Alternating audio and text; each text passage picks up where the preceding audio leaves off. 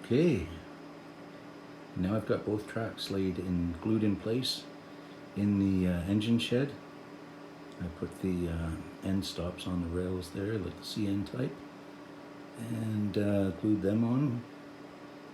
Got the rails glued down. I used my little jig over here to make sure that the track spacing, the gauge was, they're in gauge all the way through.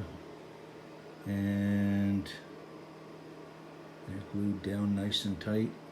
And just got some weights on that end to make sure they stay nice. And I took my continuity meter, my multimeter there, and checked the continuity on the rails from the feeder wires, and yep, we're at 0 ohms, so there's no resistance, no voltage drops or anything like that. And all works out great.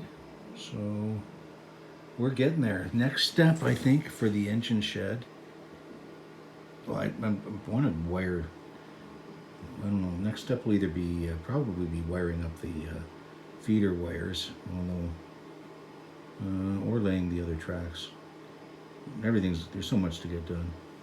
But next step in the engine shed anyway is I'm going to use some parts to scratch build a walkway for the locomotive service, and then put the walls up and add all the details, at least some of the details.